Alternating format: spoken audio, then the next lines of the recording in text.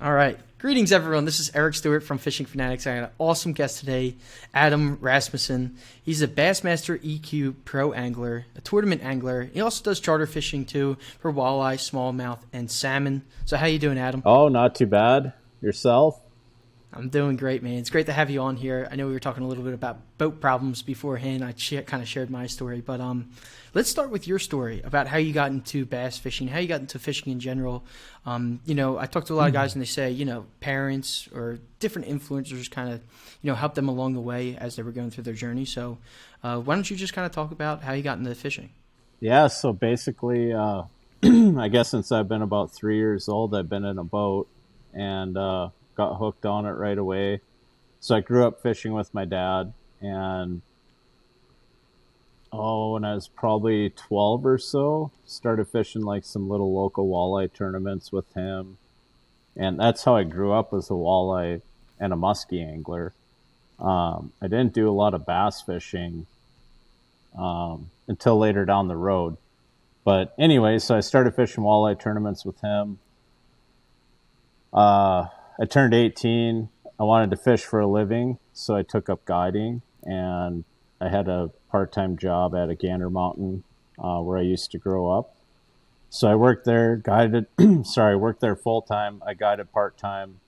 Took a few years to get established, and then I got rid of my job, and I've been fishing full time ever since. So, guiding a lot, and then I kind of got my feet wet into bass fishing. I'd say like my later high school years. Just kind of had more fun with it. Out of high school, I fished some FLW walleye events, pro-am stuff, and I fished as a boater in those. Actually won one when I was 19. I won one on the Bay of Green Bay where I live now. And the next day I won a WWA event. And then I got sucked into the world of walleye fishing and wasted 4 or 5 years of my life doing that. Um, I just, I don't know, I just didn't really enjoy it that much. Like if I went fishing for fun, I always went bass fishing. So then I started fishing more bass tournaments, just local stuff on the river where I grew up, like 25 boat derbies. You win a whole whopping $1,500, but actually won quite a few of them. And I kind of knew that's the road I wanted to go down, but wasn't financially ready until 2 years ago. And then I started getting my feet wet into it a little bit more. So yeah, here I am. I love it. So that whole walleye game, because honestly, the only thing that I know about walleye fishing and tournament walleye fishing is the one video that I saw a couple months ago, or probably closer to a year now, of the guys cheating up there at Lake Erie. So for everyone that's kind of listening, who's kind of more focused on bass, can you just explain a little bit what the tournament scene like is for walleye? Um, there's it seems like there's always cheating going on at every level. But the one thing I can say, like tournaments that are pro-am, like that keeps guys honest. Team tournaments, I never really liked fishing them because, I did some MWC tournaments and those were team events. And I guarantee like people are using their cell phone to call their buddies and have them come over when they got on them. Like you could see it happen. It's not like coincidence. Um, so like I tried to stick more to like the pro-am stuff because then I feel like you have a guy in the boat that you don't even know. You're not going to try cheating. Mm-hmm. And I mean, it's terrible that there's cheaters in this world in the fishing industry. And I hope everybody that does it gets caught and they get what's coming to them because it's really not fair. Like everybody's working so hard to do it the right way. And then you get one bad apple and it kind of wrecks it for everybody. Like I'm not saying that everybody in the walleye world is a cheater. I mean, there's a bad apple in the bass world. There's bad apples in the walleye world. The muskie world, you hear it all over the place, and it's just unfortunate that that stuff happens. Yeah, absolutely. And I don't want to go on a tangent of all these other fish because we do interview a lot of bass guys here. But I got to tell you, I got down the musky rabbit hole for about 3 years, and it's been a fish that like I always wanted to go up to Wisconsin to go fishing for it. And I'm around the Philadelphia area, so it's not great here, but you can kind of run into a couple here and there. And did some trips down to West Virginia too. But like, what's the musky fishing like up there? We've got it pretty good, I think. Like when I grew up on the Wisconsin River, guiding over there, I could guarantee that somebody was going to have a shot at one. And if they messed it up, fish didn't get to the boat, whatever, but like somebody in the boat, two guys in the boat, somebody was going to have a crack at one. And I've had days where, I've caught as many as 15, 16. Obviously some days you don't catch any, some days you catch 4.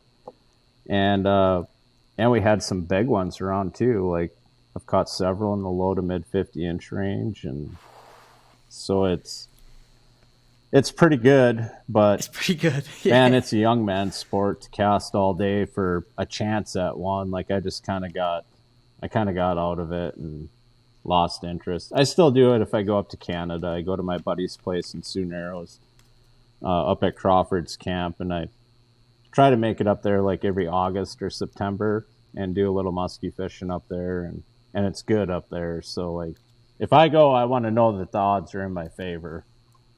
Absolutely. So I haven't completely hung it up yet, but it's the weirdest thing with muskie though, because just like what you said, like some days you'll catch 15, some days you'll catch nothing, but like it's weird because especially around here, there's like a period of time, and I haven't done a ton of like scientific research into this, but it almost seems like there's like an hour in the day where it turns on. Like all of a sudden, like muskies are following baits, and then once that hour's over, it just completely shuts off. yeah. Do you have any like insight into? I don't know if it's the moon. I don't know if it's the highs and the lows. I think it has to do with the moon. It seems like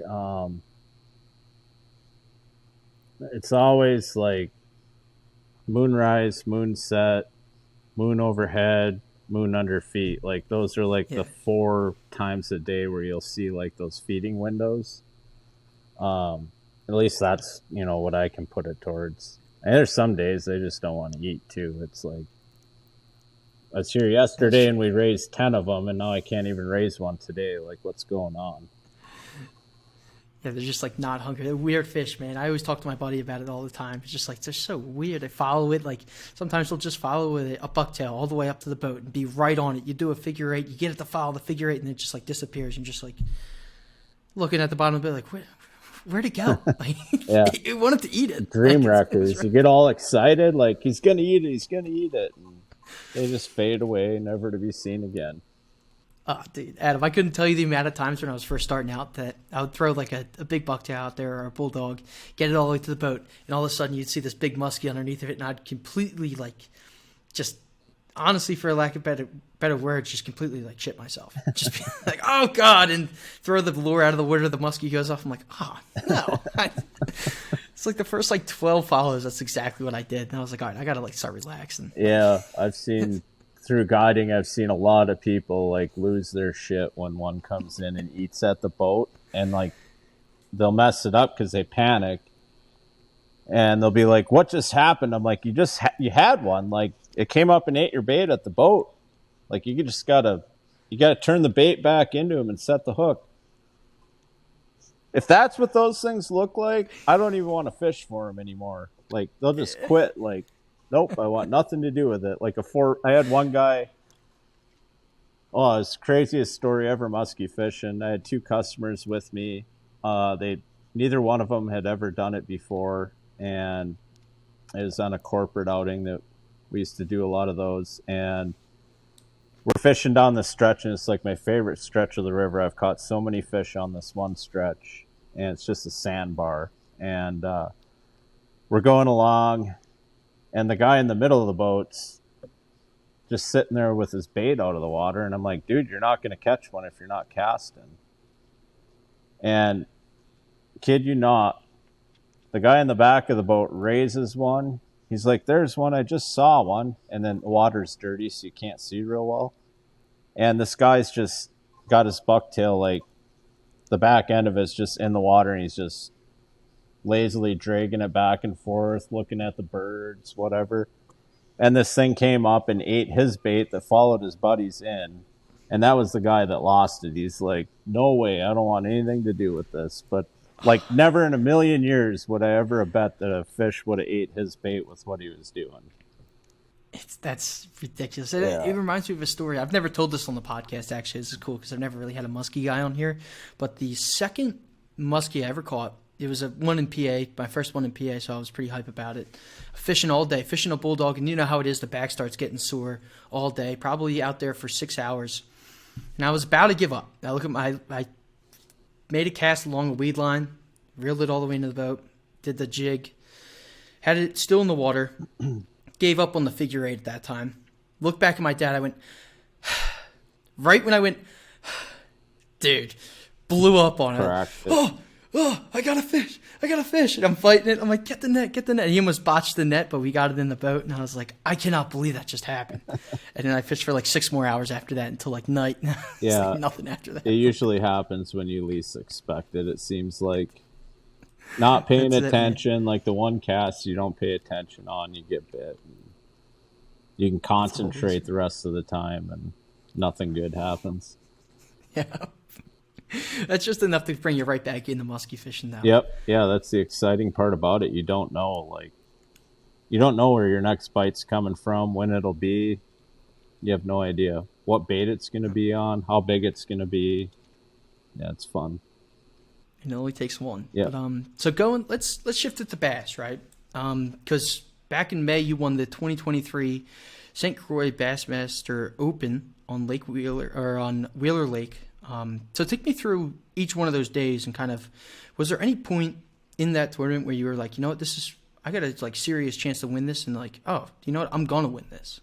Man, really not at all. Like every day was different. I had a short practice. I fished a smallmouth tournament up here in Wisconsin, and my dad came with, and he drove all night so I could make it there for practice. So I had already missed a little bit, and I fished a fair amount during practice, and I caught some keepers and nothing crazy. I caught one that was maybe 3 pounds, and I didn't have a lot of confidence going into it, but I spent a lot of time on my hummingbirds graphing like where I thought they were going to be. Whether it be like the morning bite with the shad spawn deal or, where I would find them like midday. So I didn't really like start fishing until the first day of the tournament. And I went to a shallow shell bar. There's a shad spawn going on. I caught a 3.5 pounder and some other ones that ended up calling out later in the day. But I was stoked. I'm like, I got like a 3.5 pounder. Like, that's my kicker. I haven't seen a fish like that all week. And so then I left there. I went and fished a bunch of grass. I filled out my limit. I had like 10 pounds. And I'm like, this is not good. Like, we're on the Tennessee River. Like, 10 pounds a day is not going to cut it. So then I went and ran some ledges that I thought might be good. And I pulled up on one, and a spot the size of my boat. I caught him on for like an hour. I got up to... my scale said like 18.25. And I'm like, okay, I'm going to leave this alone. I might need it tomorrow. I actually had a couple of fish that weren't looking real hot. So I looked at my co-angler. I'm like, we got to run in. We're going to get some ice. I might weigh in early. I don't want to lose, it's 4 ounces of fish. And I know what can happen by the end of a tournament when you lost like a half a pound. Sometimes that can cost you a win. So we ran in, got some ice on them, sat there for 5 minutes. They were looking good. I'm like, okay, let's go back out. And we went back out. We had like 45 minutes left to fish, and I just kind of did what he wanted to do and try to get him his third one. He only had 2, and I was fine with what I had. So end of day 1, I was in And what was I in that day? 7th, I think. Yeah, I was in 7th on day 1. Yeah, you were close to the top. I'm just looking at the sheet right here. You were close to, I think you were 6 or 7. Yeah, I was 7th on day 1, 7th on day 2. Did I lose you there? Nope. Yeah, I got you. So super happy, like pumped up, but at the same time, I was sitting in 3rd at the end of Toledo Bend on day 1 and totally bombed it the second day. So I was worried that something like that was going to happen. So I'm like, just go get a limit first, move on with life from there, fishing for points. Went and did a shad spawn deal. Nothing. It was kind of a little cooler that morning. And didn't end up with anything on that. I went back out to some ledges. I caught a 3.5 pounder. Did that for another hour, nothing. It's kind of windy and the water is getting dirty, so I ran all the way down to the bottom end of Wheeler and had some grass that looked good during practice. I fished all that. I caught like a 1-4. Now it's like 11 o'clock. I'm like, this ain't gonna cut her. So I'm gonna go back. I'm gonna fish like 3 ledges. If I don't catch them there, I'm going to the grass I fished on day 1 just to finish out my limit. Stopped at the spot I caught them all on day 1. I caught 8 and 8 casts, and then they quit pulling water, and that bite was over. And I think I had 14.5 pounds. Stayed in the top 10. I was in 7th. So then day 3, I have nothing to lose, right? So my plan was just to enjoy the day. Like, it's the first top 10 I've made in an open. There's only 10 guys fishing. Just going to go have fun and go fish. And it was kind of a warmer, kind of muggy morning. And I figured there'd be a shad spawn going on. And I ran down the lake and pulled into the spot I wanted to fish. Nobody was there. And immediately started catching them. Then I caught a 4-2. So I had hoped that there were a lot of good ones around there because I knew I was going to need upwards of like 22 pounds to win. And I caught like a 3 3/4. I caught another 4-2. I had a 3-3. Long story short, at 8:09, I had a 5 3/4 I put in the live well. I looked at my Marshall and I said, I just won a Bassmaster Open. Like, I don't know. I've won several tournaments in my life, and like when you catch that last key fish, like you just have a good feeling like it happened. And thank God it did, because I never caught another one after that mattered. I caught some small ones.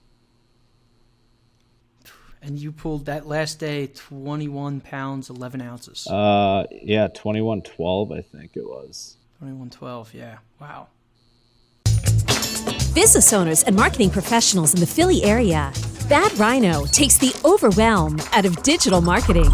With tailored digital marketing services, from social media management to SEO and PPC advertising, our expert team navigates the complexities of the digital ad space for your business. Let Bad Rhino lead you to success. Visit badrhinoinc.com and let's take your business to new heights. Bad Rhino, we do digital marketing so you don't have to. Got you in the first place there, so you knew after you caught that fish, you're like, oh, this is happening. Yeah, like it.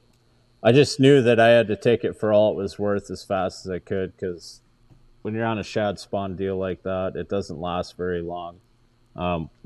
Once it starts getting lighter out, the shad pull off and all the bass pull off with them, and it's over. And I didn't know if they were going to pull water or not. I couldn't catch them offshore unless they were pulling water, and they never ended up pulling any water that day. So stuck it out there. So how much does that first place finish help you in like terms of points? It moved me up to 28th. I was in 50 something before this tournament, so it definitely helped. Nice. And then you got upcoming tournaments. You got Eufaula and you got the St. Lawrence River. Yep. So tell me a little bit about going into Eufaula. I know that's in a couple of weeks here. Tell me a little bit about your game plan for that.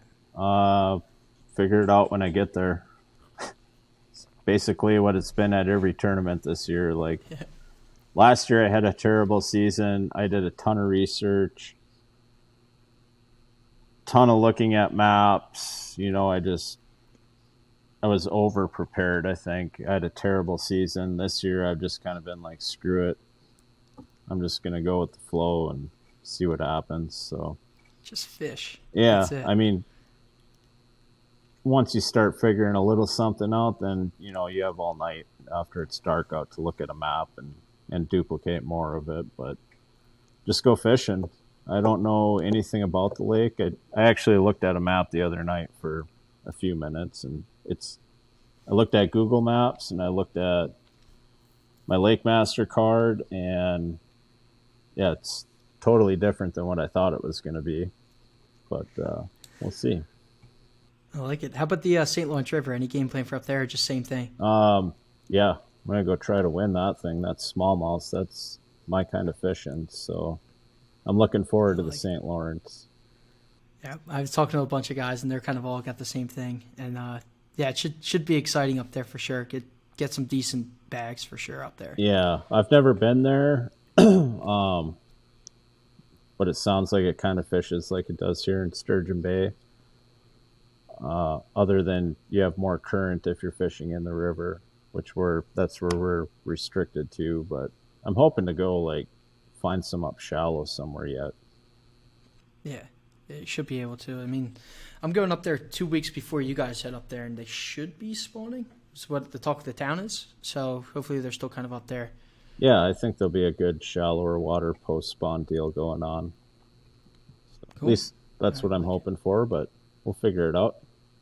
Absolutely. Go up there and fish. That's all you can do. So tell me a little bit about your guide service, too, because I know you guys do a lot with different species other than bass.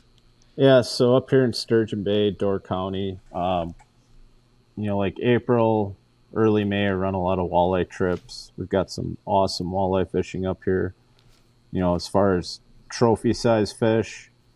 And then our smallmouth fishing is some of the best in the country. To win a 2-day derby here, I've seen it anywhere from 54 to almost 60 pounds for 2 days. So we have some pretty unreal smallmouth fishing. That eats up a bunch of my time in May. And then once June gets here, June, July, and August, I run a 34-foot salmon boat. I have another kid that charters for me as well. His name's Trent. Which is nice because then when I leave to go to a tournament, the boat's still running and we're still fishing. But we do a lot of trout and salmon fishing out of that. And then once fall gets here, then it's kind of back to bass fishing again. Gotcha. And then one thing you hit on earlier, too, is the corporate events that you do. Yeah.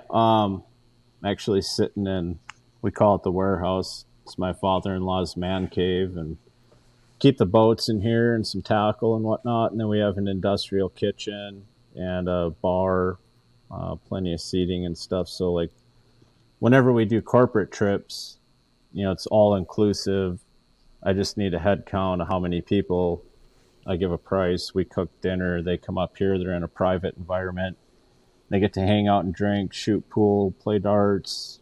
It's a pretty cool place for people to come and hang out. So that works really good with the corporate stuff. Oh, yeah. Sounds like a great time. Absolutely. Cool, man. Awesome. Adam, so one question I always like asking, what is your PB largemouth and PB smallmouth? PB largemouth is 9.7. I caught that on Lake Gunnersville, just next stretch up from Wheeler. And my biggest smallmouth is 7 pounds, 10 ounces. Oh, my God. That's the biggest one I've heard on this podcast so far. Really? Yeah. Better get my buddy Benny on there. He caught an 8.78 a few years ago in the Sturgeon Bay Open. That thing was an absolute freak. Oh, my God. What is it? So I know largemouth, once they get big, right, they kind of get sluggish, but I've never seen a smallmouth that big. Like, what's that fight like? Like the big one, when we catch big ones here, they really don't do a lot. They just kind of come up, just like largemouths, like they come up and wallow. and you might get a couple runs out of them, but it's actually way easier to get like a 6 or 7 pounder to the boat than it is to get a 4 pounder to the boat. Yeah, because those 4 pounders are just stacked with like muscle. Yeah, they're way meaner than those big ones are. Absolutely. All right, cool, man. I like it. The last segment here. Any social medias you want to shout out? Your charter website too, if you want to put that in here. Shout them out, and I'll put them in the description at the end of these podcasts. Yeah, I mean, social media, Facebook. Just look me up, Adam Rasmussen, and then RasmussenOutdoors.com. That kind of covers everything for guiding. The salmon stuff is under Salmon Depot Charters. We have a website for that as well, but you can get to everything through Rasmussen Outdoors. All the links are on that website, and all the information if you're looking to get out and get on some salmon or bass or walleyes with us. I love it. Definitely, for all the listeners, check out his website, because I was looking at it before this podcast, and the smallmouth, you'll see it when you get there. It's absolutely insane, the smallmouth that this guy catches. So, no, Adam, I appreciate you taking the time to do this podcast with me. Absolutely. Thank you for having me.